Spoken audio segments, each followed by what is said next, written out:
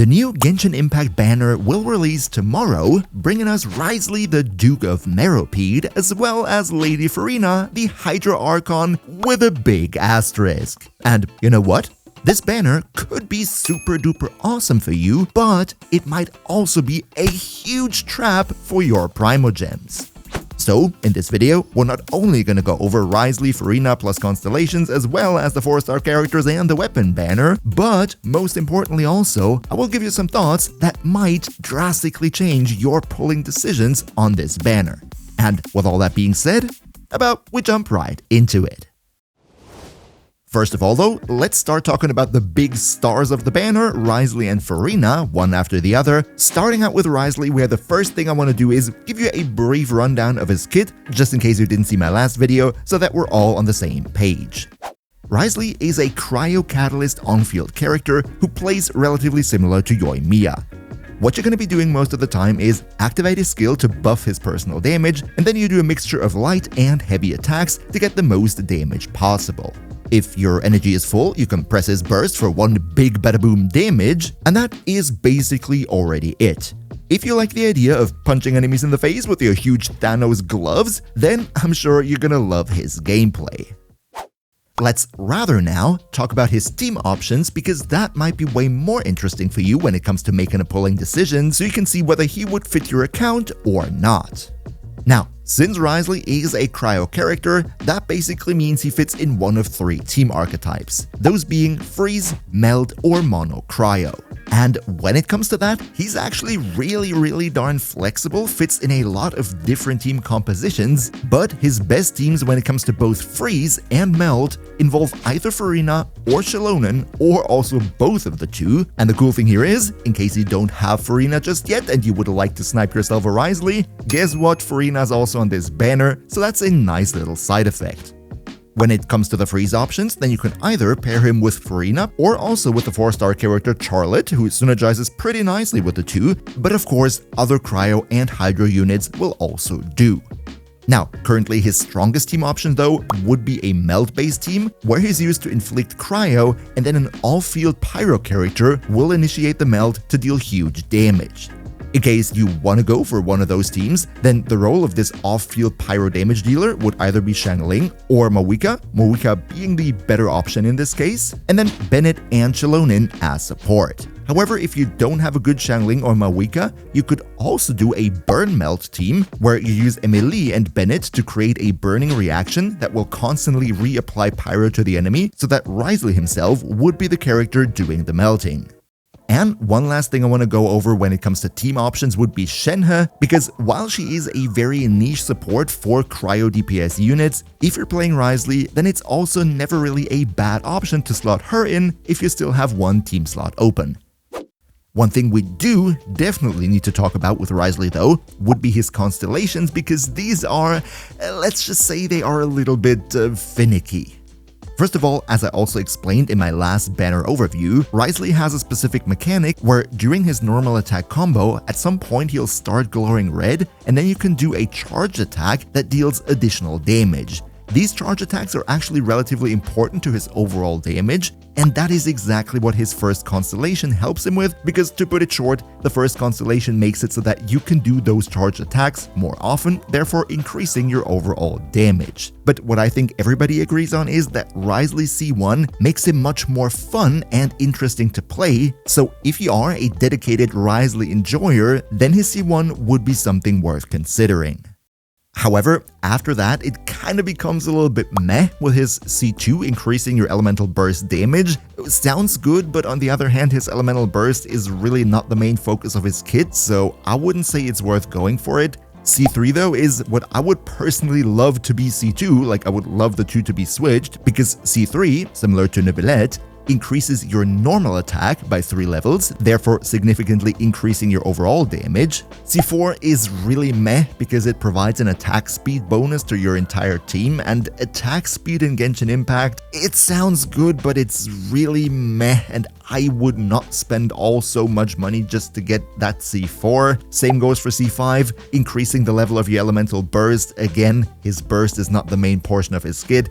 And only C6, right? C6 increases your crit performance and is really strong, right? If you want to have your Wriothesley at maximum investment, then yes, his C6 is actually pretty good. But what we see here is that for anyone who's not planning to wail on him, your stopping point with Constellations should be C1, and what's much more important for him than more Constellations would be giving him his signature weapon, because for Wriothesley, unfortunately, his signature weapon and maybe the signature weapon of Wanderer are the only real good matches, and all the other catalysts in the game are significantly weaker. But alright, we now went over Wriothesley's kit, his team options, and his constellations, so you can now make a decision on whether you want him for your account or not. But in case you decided now that you want to have Wriothesley and you want to potentially invest vertically into him, there is one big point that I need to make, and please hear me out here. There is a new cryo character coming up, potentially in Genshin Impact version 5.7, and that would be Skirk. And while at this current point not much is known about Skirk, there are recent leaks that suggest that she will not be a support character, but rather some form of DPS, but it's not yet clear whether she will be an on-field or an off-field DPS. Now, why is that important? Because it might very well be that she ends up being an on-field cryo DPS, and that could mean that she simply power creeps Wriothesley. And in this case, it would be very sad if you invest a lot of Primogems in Wriothesley right now to get a strong cryo DPS, just to have that DPS be power crept a couple weeks further down the line. So my personal recommendation here would be, wait until the last days of this banner before you pull for Wriothesley, and hope that until that point we might get some more leaked information on what Skirk might be, and only then decide if you want to invest heavily into Wriothesley or rather wait for her.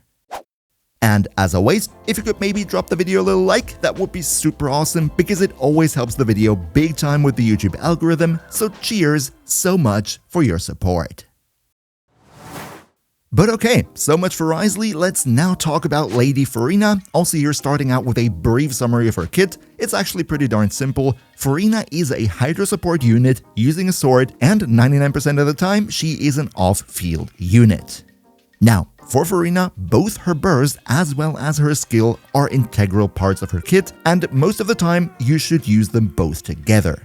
Her elemental skill has two functions. You can either use it as a healing ability or as a damage dealing ability, and to make it short, in most situations you want to use its DPS form, and what this does is it summons 3 sea creatures on the field. Those will periodically attack enemies, and whenever they deal damage to an enemy, they also drain a little bit of health from each and every one of your party members. And while that sounds bad, this is actually a good thing because of Furina's burst.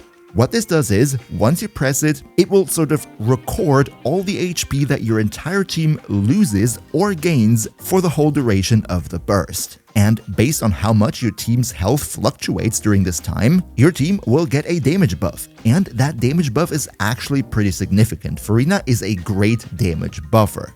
So, long story short, use her skill to drain the team's health, and use her burst to turn that health fluctuation into a team-wide damage bonus.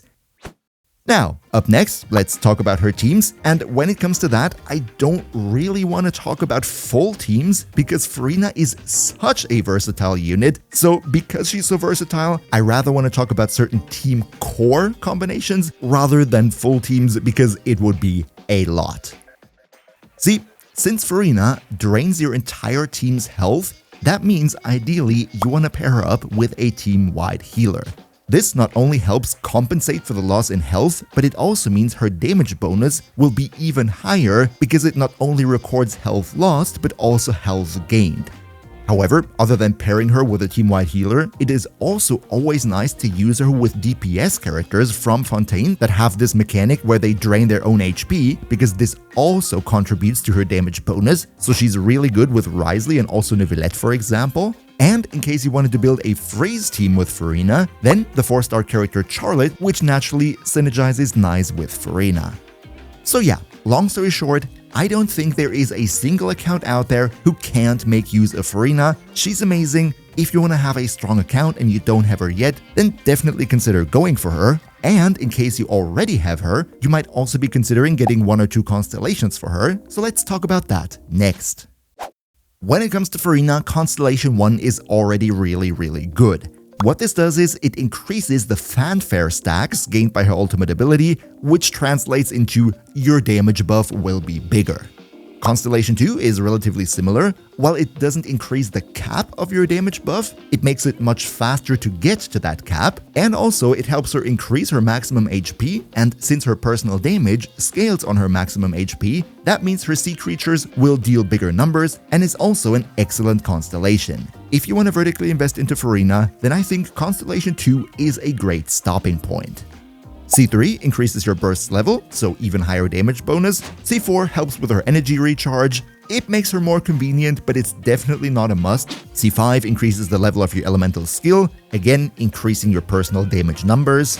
And C6 is, I think for most players, not necessary, because what this does is, it mainly turns her into an on-field DPS. It opens up a whole new playstyle, so to speak, giving her Hydra Infusion on her normal attacks. And overall, if you really love Furina as a character and you want to have as much flexibility in her team building as possible, then yes, her C6 might be something to go for one day, but for most players out there who want her as an off-field DPS and buffer, C6 is not necessary.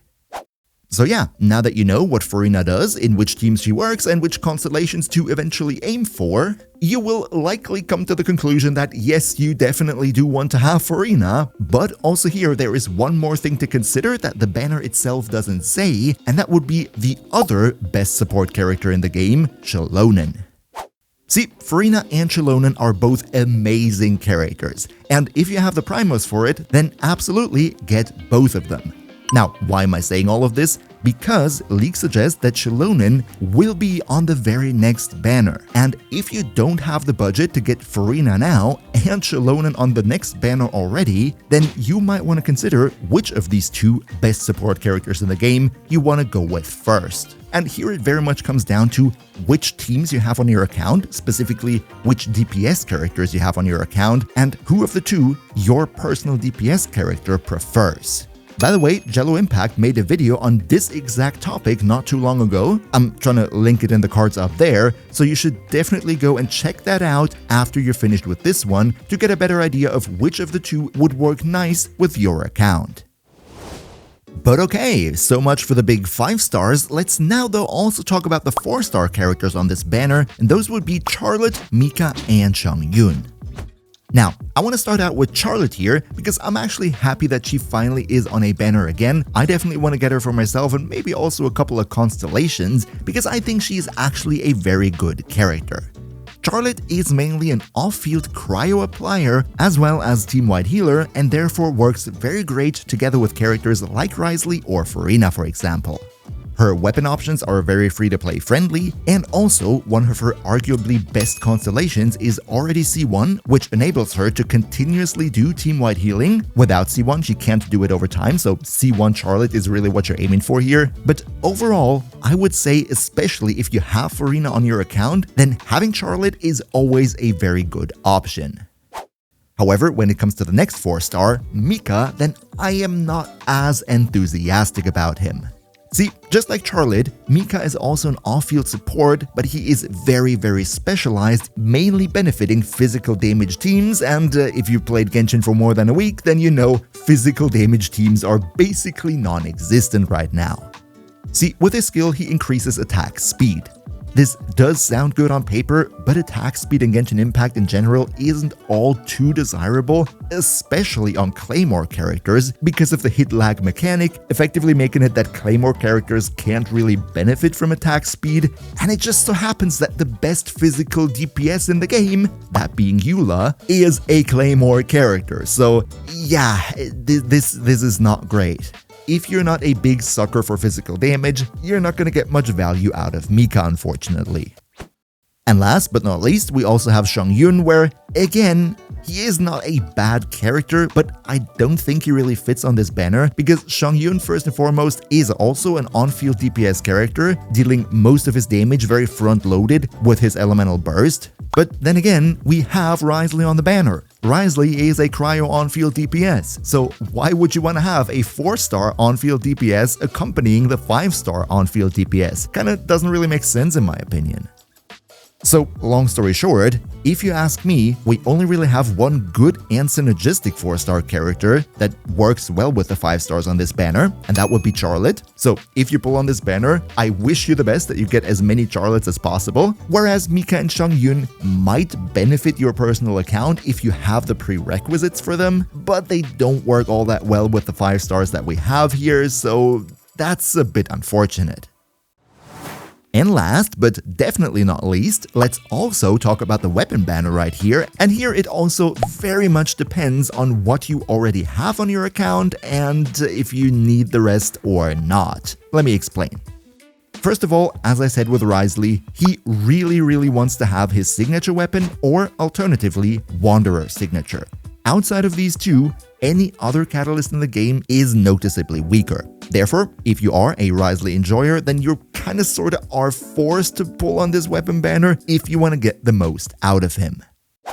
However, when it comes to the Splendor of Tranquil Waters, this sword is a good stat stick, providing a whole lot of crit damage, so that works pretty well on many characters out there. However, if you are a Furina liker, then it is actually not all too necessary to give her her signature weapon. Getting her Constellations is actually way more important, and I would even go so far to say that even up until Constellation 4, it is still more important to give her Constellations rather than her signature weapon. She also works very well with Favonia's sword or the Fleuve Cendre Ferryman, which is the fishing weapon from Fontaine. So the 5-star sword here is not all too necessary, but on the other hand, it's also not a catastrophe if you get it by accident while pulling for Wriothesley's weapon, because it works great as a stat stick for many characters out there.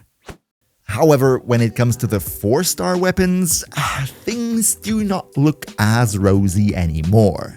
The probably best weapon that we have here is the Favonia's sword, which is always good because it gives you a ton of energy recharge. But then again, I think most players out there have a whole bunch of Favonia's swords already, so it's not necessarily groundbreaking here. Sacrificial Codex, also a relatively good codex, gives you elemental mastery and is a pretty good stat stick on many Catalyst characters out there, so you can probably make some good use out of it. However, Dragon's Bane, Sacrificial Claymore, and the Rust, they are all not as amazing and only work in relatively specific niche cases. The Rust, for example, is good on Yoimiya, and that's pretty much it. Dragon's Bane if you want to go for a Hyperbloom Raiden Shogun, and Sacrificial Claymore, I actually don't know all too much, I kinda never use it on anyone. So yeah, long story short, if you're pulling on this banner, then I wish that you get your 5-star relatively soon, so you don't get showered in the 4-star crap all too much. And if you don't want to miss any future Genshin guides and banner discussions day one, then you might also want to think about maybe leaving the channel a sub.